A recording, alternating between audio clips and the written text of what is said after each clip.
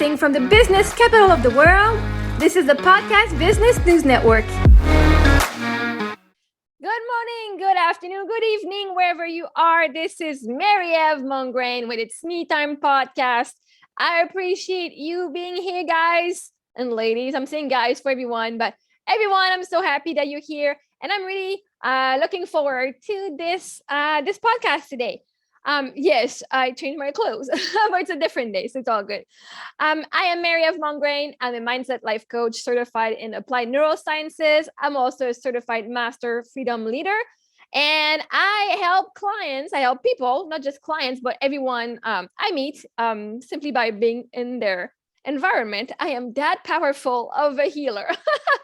You gotta believe in yourself, not just at times, all the time, because the love assumption will only prove you right on whatever you want to believe. So if you believe you're a pain in the butt for someone, guess what? You'll get evidence of that. So I used to think I was a burden on people. I used to be afraid of speaking up my thoughts because I thought somebody could commit suicide because of something I would have said.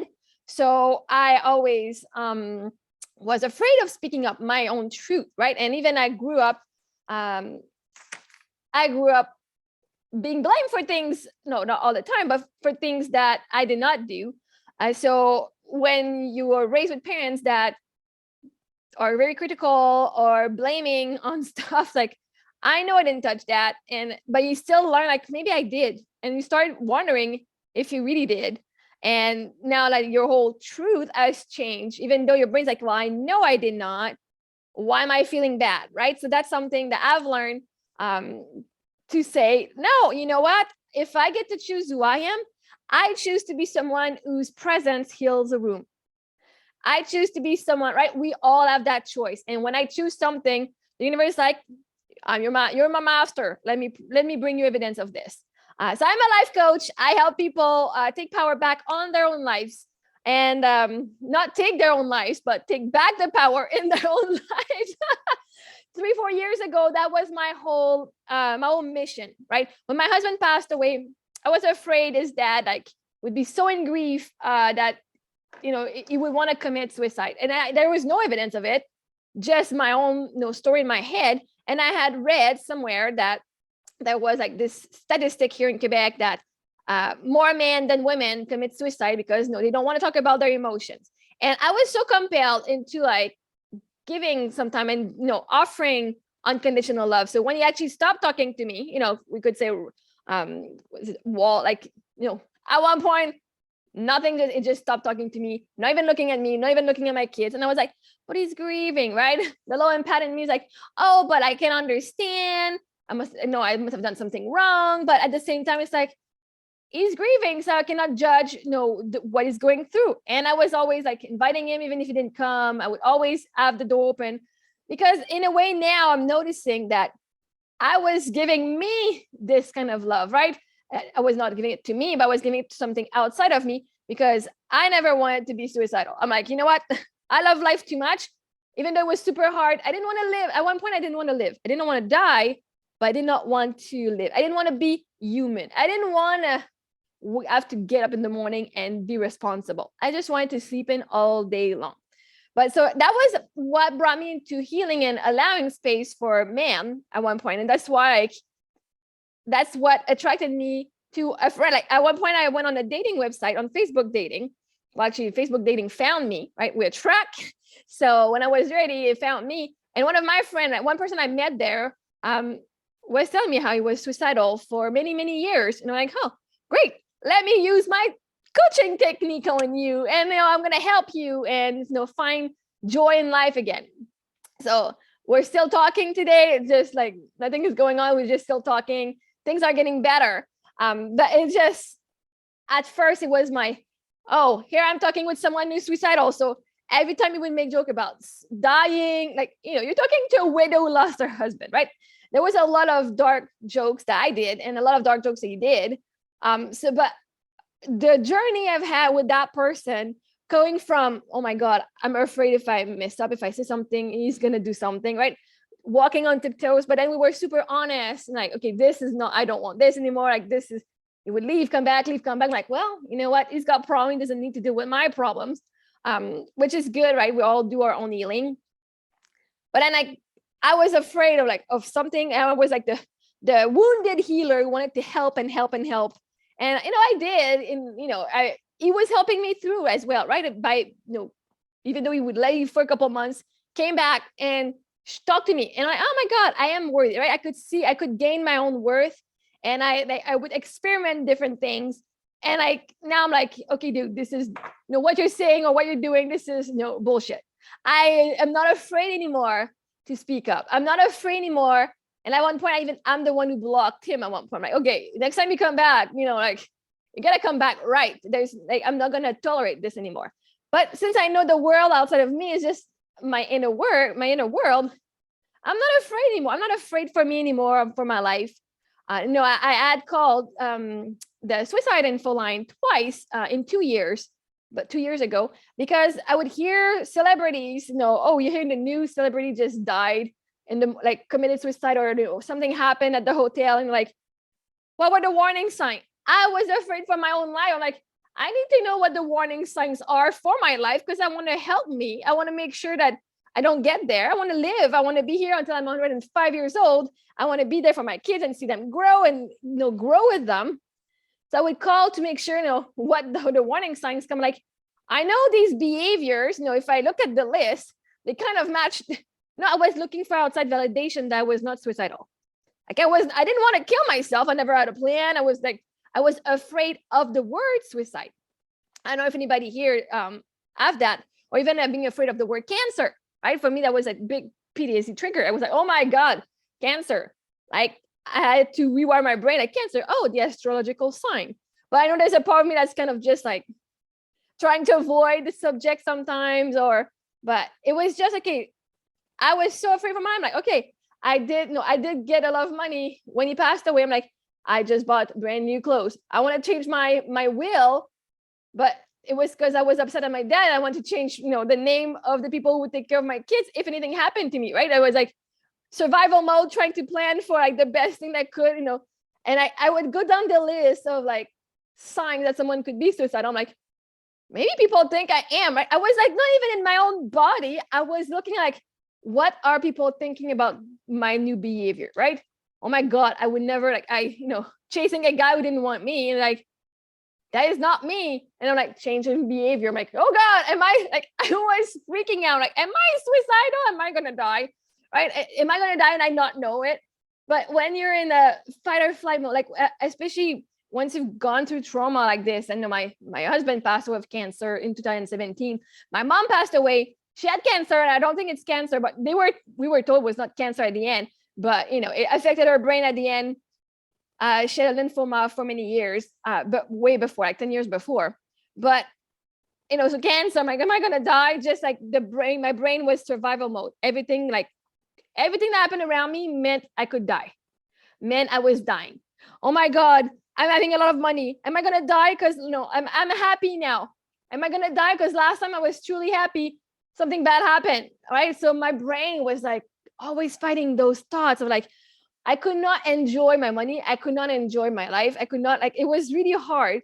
I had all these blessings, but was afraid I had these blessings because maybe I was dying, maybe I was getting sick, right? Kids who go to for free at Disney, Make-A-Wish Foundation, not because you're your life, you have a disease or there's something, you're going to die. So we're going to make your dreams come true. So my brain was associating my dreams coming true meant I was going to die, right? My husband, we did everything we could before he died, right? So it was I don't want my dreams to come true because I do not want to die. But that is a belief that we have from what we see. And it's subconscious, right? So now I can tell that guy, you know what? Thank you. Goodbye. I'm going to hang up on you. I'm not going to talk to you anymore. Just let me cool down. Right. I could just stop talking to him, but we've been talking for 3 years now. So it's all good. I'm learning different things about me, about my relationship with myself, what I want in a relationship and all this stuff. And I'm having fun. So, I'm allowing myself to have fun talking to someone, even though there's no outcomes coming out of it. Right. But the journey of I'm afraid, I want to be the healer, and I want to be the one helping you. But in the end, it's the person's inner being that's guiding them where they need to do their own breakthroughs. And I'm just a facilitator of this, right? So this is how I'm seeing it. The best way I can help him or anyone around me is by seeing what I want to see for them, right? If you keep telling, oh, this is the suicidal guy, guess what? You keep attracting from that person in your conversation that, he's still thinking about this. Like, you know what? I'm going to do the best. What is the best thing I can do for you is start talking about you, about the person who's helped me in my darkness, right? In my dark time. You're the person who's conquered their addiction. You're the, and I saw these evidence everywhere. I'm like, yeah, you know what? It's possible. And I know it's done for you, right? Asking, it's done. It's done.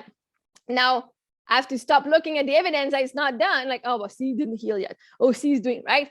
And no, it also starts from like the inner work that we don't see. And one day, boom, the actions match the impulse. So that's something I want to share with you guys. I used to think I was a burden. Now I think I'm a super powerful healer. And my belief after taking Marissa Peer's, there was Marissa Peer's course on Mind Valley and Donna Eden. Donna Eden is what started me with Mind Valley, with energy. How she can see, if your energy is messed up, in quotation mark, you're affecting everyone around you, as within, so without. So by just changing your energy, you can affect, by speaking, you can affect anyone in that room. And this is my mission. First of all, my mission is to bring heaven on earth, which no, it's done. So now what do I do now that it's done? Good question. I have fun, right? But how do I create this? Am I creating this in action wise? Is believing that billboard at Times Square, right? For me, it was like, why did I want to become a model, or like not just to become a model and be seen? I don't really care. But it was like, if I'm healed within and I'm seen on a billboard, or I'm seen on a book, or I'm seen on TV or something, this just being shown will heal people without even them noticing, right? So right now my energy is in downtown New York City, which is awesome. There's a lot of people who are downtown, and just being there is a dream I didn't even know I wanted. So thank God for all this opportunity. But I'm showing people, I'm inspiring people to see, because people are like, how did you do that? I've attracted it. And I said, yes, right? And so I'm teaching people how you can, doesn't matter how, the how does not matter, right? But I do believe that me being somewhere changes the room, changes whatever for the people who are there. So that's a belief that I'm going for, right? You have the right to believe in it or not. Yeah, and the only reason you would believe in it for me is because you believe in it for yourself, right? We can only see others as deep as we see ourselves. So if we don't see ourselves as either, we're gonna say, oh my God, these people are like, oh, crazy. But now, like, whatever you believe is true. It's your truth, and you create your reality. And when you believe something, you'll start attracting people who believe the same thing as you, and that will validate you, right? Don't go look for validation from people who don't believe in the same thing as you, because validation will only come, the people, you're gonna only attract the evidence of what you believe. So if you're like, yeah, I'm not quite sure, I need validation from others as to what I should do, a lot of people will say, I wouldn't do that, because they would not do that for themselves. Not because you can do it for you, but because they can do it for themselves. Anyway, so you get to decide what you are and who you are every day. Now, maybe you are, a criminal or something, and say, you know what, I choose to change for good. I choose to change who I am. Not because it's bad, just because I want to experience something else. I want to experience love. I want to experience something even better for myself, right? I've done the bad boy, the whatever, I've done this stuff. I've experienced it. Great. I got my lessons, what I want to learn to grow. Now I get to choose. I get to choose I'm a good person. Not that you were not a good person before, but right now I choose to do something different because it sounds exciting, right? The only limitations you have is the one you're saying to yourself. And yesterday I saw it was a TikTok, I think. It was amazing. And it said, it was about the Kardashians' mom. Somebody said the reason why she most likely is very successful is because she's giving the chance for people to tell her yes before she tells herself no. And I was like, oh my God, yes. I used to never ask anything because I'm like, oh, they most likely will say no. Oh, no, I'm not gonna, right? The shame, like, oh, are they gonna think I am? They're gonna say no. And it's like, I would stop myself from asking anyone to be their friends or anything by fear of being rejected, by fear of being said no. So I would say no to myself first. Now I'm like, you know what?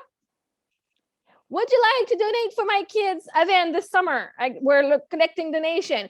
And then if they don't respond, if it's a yes or no, I have no more control over there. But at least I ask, right? If I don't ask, then who can I blame? Who can I be upset at if people don't help or don't support? Myself, because I said no to me first. But I was like, oh my God, yes, just ask. And the best that can happen is they're going to say yes. Right? Instead of saying, oh, but the worst that can happen is going to say no. No, the best that's going to happen is they're going to say yes. And, this is a whole mindset, right? You don't plan for, well, it's okay if they say no. No, it's okay if they say yes. It is okay if they say yes.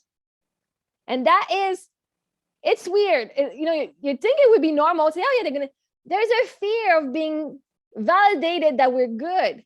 When all your life you thought you were crap. When all your life you thought you were nothing or insignificant. There's a fear of I get all these validation. Like, oh my God, I got my poster. Oh my God, my kids are awesome. Oh my God, all of these things outside of me show that I'm significant, that I'm amazing, that I'm supportive, I'm helpful, I'm doing all of these things. And yet there's still a part of me that like, well, but I still feel insignificant. How, girl? Look around. You're looking for evidence, and that's what drains me, is looking for evidence that I don't have a purpose. I'm not significant, that I'm not loved. My brain is still looking for these. I'm like, well, this can't be happening, right? That billboard is so huge, but I know it's there. Can't process it right because right now it's not proving it's not an evidence that I'm worthless, right? Like my brain is trying to make sense. Okay, well, if you weren't worthless, unworthy, that wouldn't be there. I'm like, but I didn't do anything for it. Oh my God, you did the inner work to allow it, right? You don't need to take action to have success, and to allow myself to have ease and have what I want without having to strike to effort into it, right? This is one thing that we need to work on. All right, I wanted to share with you a couple of things. I know it's tax season. Oh, I still have to send my stuff to my accountant, but it's almost done, right? I don't like to just give all my paper and I figure it out. I don't really enjoy that. I do enjoy taking all I print my receipts back it was like March when in my tax season, and I enjoy it. Before that, don't talk to me about that. I don't even keep yet. I'm gonna say yet monthly, whatever, just whatever comes in, whatever comes out, and then at the end of the year, I do the whole thing. I know it would save more time if I did it monthly. But I do enjoy sitting down and going to my emails, and I get to do a review of my year, right? Instead of being afraid to go into tax season. And I'm like, you know what? It's always happened for me. I always make money. I always have money. Always know. And I just enjoy. I'm like, okay, there's a lot of expenses, right? I didn't have that many revenue this year as much as I would have liked, but it was a lot of bills and a lot of receipts. And it's like, oh God, I can stress out. Or I can say, oh my God, I was able to afford all of this, right? Oh my God, did you see and I enjoyed, did you see oh yeah, that amazing, that was a fun trip. Oh yeah, I remember going to do this, right? It's kind of, I don't know if it's a dopamine rush, but just to say, I did do this. That was fun. That was worth it, right? That was worth the cost. That was worth. So instead of dreading tax season, I'm like, oh my God. Now I'm going with, all right, let's do a review of the year. And I go through my emails, and at the same time, I clean my inbox, right? Like January 1st to December 31st, 2021, all the unopened email. I'm like, okay, is that good? No, garbage, right? For me, it's kind of like spring cleaning for my receipts that are lying everywhere. Spring cleaning for my mailbox and I'll go print receipts that were online. I get to see, oh yeah, oh my God, I have more revenue income. I have more income sources, right? Oh, I did get money from that, and I did get money from that. Okay, good. I am not in the situation I thought I was, right? It's not just my investment that are going down because I'm taking from the capital. It's still how I'm surviving right now. Like not surviving, but that's still what pays for most of my incomes, is the capital of my investment. I'm like, oh, but look, I didn't get money from that. Oh, I did make a sale here, right? I didn't make 20 million sales, but I had like 2-3 sales over the year. I'm like, oh, I am not as a failure as I thought I was, right? I did generate some revenue. I did. So it's just a way for me to invalidate the negative belief I had about my business, about who I was, and say, oh my God, yes, I spend quite a bit of money on podcasts, so you're welcome, people. But at the same time, like, well, if I go as it's a no, I don't have the clients, but yet, but my mission is to share my word with people and to help them. So I am the producer of this show. I am this, and I'm paying PBN. They're kind of my employees, right? I kind of saw it instead of like, oh my God, I'm spending so much money on this, I'm getting no return. And I was like, ooh, I am a business and I have employees. My website from GoDaddy, like I'm paying them to take care of it, when I have some issues. So I'm paying someone. I delegated my website to someone. I delegated my podcast to someone, even though it found me. So that changes the whole mindset, like, oh my God, I'm not getting anything from this. Like nobody's calling me. Or now it's like, well, my mission is to share. And I'm perfectly fine. It's super successful that way, right? So I love tax season for that reason. And at the same time, I love to know, like, oh, I can deduct this, and I'm just experimenting. Then when I go see my accountant, like, here my paper. Then whatever other question you have, these are the stuff that I find, for me is important. If there's extra stuff you can do, well, tell me. I give you all that I have, right? If you can find more ways of making money, that's all great. But if you have more questions, I'm giving you what I can, and then the rest you can ask. So that's kind of what my mindset about taxes. And I am wicked. Yes. It's a good wicked. So yeah, I was just wanting to share this because I know it's tax season and I was like, oh my God. How can you make that circumstance happen for you? And I know 2 years ago, I was like, oh my God, I'm so late. Like I'm not like I don't care. And then, but the thing is, the government had pushed the date from April 30th to September 1st. I'm like, oh, see, this is not, I'm not late. I'm never, if I have to pay something anyway, I'm never late. Everything happens perfectly. And like the government moved the date. And like, I was still late though, but it doesn't matter because, if you don't pay anything, it doesn't matter if you're late or not, as long as you file, right? So in the end, it was just like, I'm enjoying this, like, the rules change, law change, and everything kind of moves differently according to my energy and my beliefs. So I'm never late. And you should start thinking that way and get the universe working for you. My God, it makes life so much easier. Oh my God. We're like, oh, we're procrastinating. No, I don't need to do something 2-3 weeks before. I don't talk about procrastination anymore. My inner being knows exactly when I can do it, when is the best time to do something. And until then, I know it's done. If it's done the day of, it's done. Who cares when it's done? Who cares if you're not doing it 2 months earlier? You're not getting a certificate anyway for being the first one being done. I know that because, in school, I was always the first one done. Did I get a certificate for that? No. I never got any acknowledgement for, oh my God, you're the first one done. No, everybody gets done on their own time. And if I say I'm going to do something, it's going to be done. You're giving me a deadline, I'll be done by the deadline. Do not ask before that, right? Or ask the universe. So at the same time, it's like, stop saying that you're a procrastinator. People with ADHD there and autism, like whatever, stop it. Your inner being is giving you the energy to be in alignment with whatever you need to do.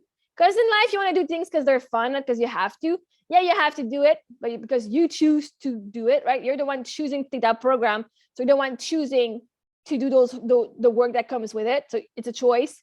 And just know by the deadline, everything's going to be done, right?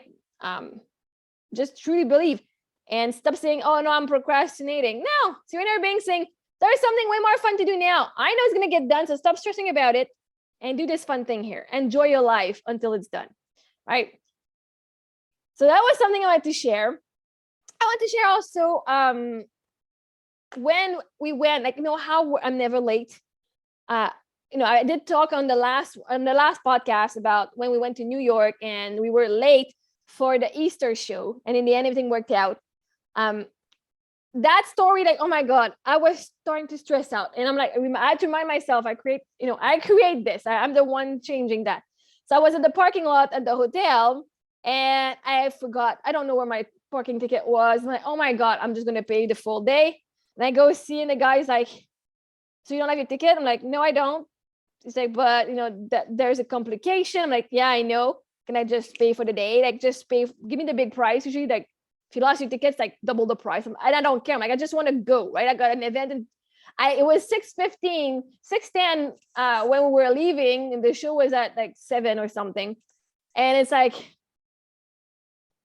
I knew I had half an hour of driving because there was no traffic. So I looked at Google, and I was like, okay, I got plenty of time. We'll be able to find parking, and it's still downtown New York. So finding parking, I'm not used to that. Last time we were in New York, we were like a few blocks away from where we were. But now it's like just drive at the parking lot, and the guy's like, well, you know what? This is a complicated situation because you need to give me a driver license, a lost ticket, driver license, registration, ID, whatever. I'm like, okay. I said, well, I still don't have my ticket. I want to do it, but it's complicated. Who cares? I can't get out until I have my ticket. I'm not going back to my room to get my ticket. Like, just you saying it's complicated and it's confusing does not help make this process faster. You told me what I need. I'm gonna go get in my car. You make a photocopy. I pay you, and that's it. Right?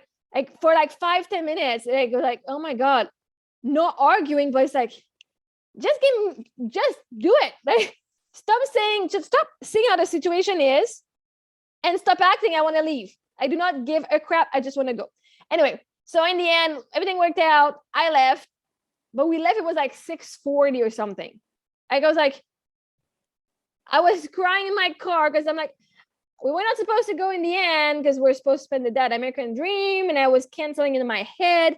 And anyway, we came earlier, but I'm like, okay, now I'm crying because I didn't want to, like, it's an hour 10-minute show. And if I miss 10-15 minutes, I'll miss almost half the show. And I was super sad for my kids. And at one point I'm like, okay, girls, mama's crying now.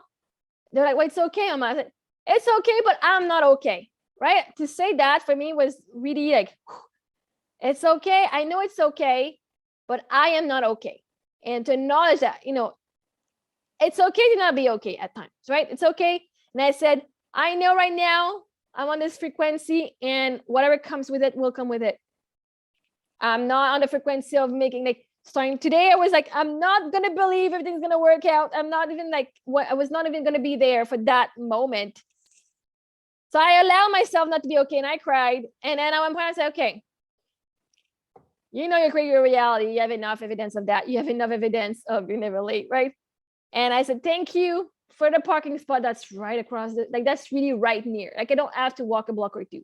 Thank you to the show for being a little late, or thank you to whatever. And in the end, we arrived was 6 o'clock when we arrived at the parking, which was just across the street. I'm like, oh my God, parking across the street, like not even one block across the street. Took a little delay there, but then we arrived. We missed 5 minutes of the show, five or 10 minutes, and that was it. And we still had a very long show anyway, so that was good. It was just like very like, at one point I had to change myself, but I allowed my emotion to come first, right? I'm like, okay, I'm not okay right now. I feel like I'm letting my kids down. But I'm like, no, you're not. You're still going. Great job. You're showing up. So that was something I want to share, is that things work out always for you. We still ended up having our pictures with the Easter bunny at the end, because that was the whole point of, let's go take, have a show and we get picture with the Easter bunny. So we didn't miss the Easter bunny. Even when we got in, the guy's like, so the Easter bunny, we don't know where he is. We're always going to find, he's going to come back. Right. But that was the whole show. Like, we were looking for the Easter bunny. So yeah, so that was really perfect. Like, oh, thank you. And they both got their little stuffed toys, and it was just simply amazing. But you guys, it's something that's very important. Is like, allow yourself to live the emotion, and it's okay. What is it that's going to happen? Because you're dictating the universe how you want this to work out, and everything worked out. Even though I left 20-30 minutes later, everything worked out. So that is for today's podcast, and I'm so happy you guys are here. Please follow me on maryofmongrain.com. I don't know if you can follow me on my website. I should check that out. But just being said, you can follow me on Instagram and TikTok at marymongrain90, MaryMongrain90. And on Facebook too, there's Mary of Mongrain and Mary of Mongrain Life Coach, I believe. I'm not often on that one. maryofmongrain.com is my website, and I hope to see you. Please contact me. I want to get your feedback. If there's anything I can talk about that could help you, that would be awesome. On this, I wish you an amazing day or an amazing night wherever you are. Ciao.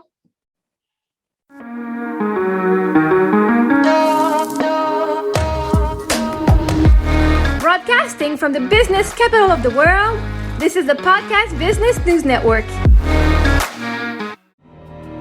For nearly 2,000 severely injured veterans, everyday life has become filled with barriers.